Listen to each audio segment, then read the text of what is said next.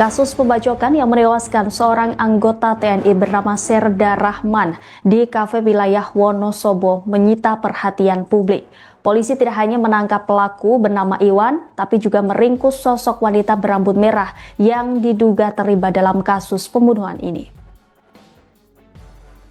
Diketahui wanita berambut merah itu bernama Putri yang merupakan kekasih Iwan. Sementara untuk peran Putri dalam kasus ini masih didalami pihak kepolisian. Iwan dinyatakan sebagai pelaku utama dugaan penganiayaan yang menyebabkan meninggalnya Serda Rahman. Iwan dan Putri ditangkap saat tengah bersembunyi di rumah kosong di Kecamatan Kepil, Kabupaten Wonosobo, Jawa Tengah pada Senin 15 September siang. Sementara dalam pemberitaan Tribun Jawa Tengah, 2 foto telah dipublikasi dan memperlihatkan sosok Iwan maupun Putri. Terlihat sejumlah polisi menggelandang sosok Iwan di sebuah jalan tak beraspal di pemukiman warga. Tampak seorang polisi juga memiting kepala Iwan sembari berjalan. Sementara pada foto lain, sosok Putri juga diapit oleh 2 aparat tak berseragam dalam sebuah mobil. Mereka bertiga duduk di kursi penumpang bagian belakang.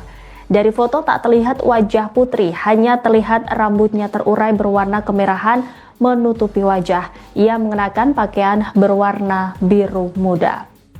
Seperti diketahui, insiden pembacokan anggota TNI ini terjadi pada Minggu 14 September dini hari. Serda Rahman menjadi korban saat mencoba melerai keributan yang terjadi di sebuah kafe. Menurut kesaksian Freda, rekan korban yang juga berada di lokasi kejadian, saat keributan terjadi, operator kafe meminta bantuan Rahman untuk menenangkan suasana.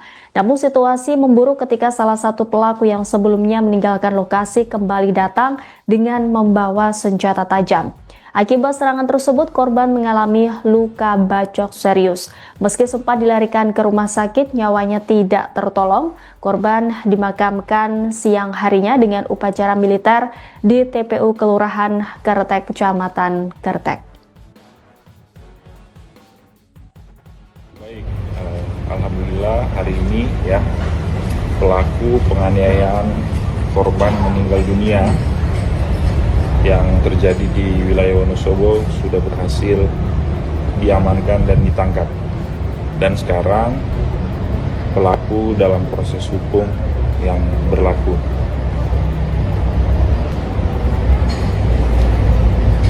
Untuk motif masih kita dalami ya, karena pelaku baru tertangkap. Nanti sambil jalan baru kita ketahui apa sebenarnya motif yang terjadi. Pelaku ini ditangkap dengan salah satu orang lagi, teman atau pacar atau apa, mungkin bisa dikonfirmasi? Iya, masih kita dalami ya, perannya apa, ininya apa, itu nanti teknis sambil jalan. Baik, alhamdulillah hari ini ya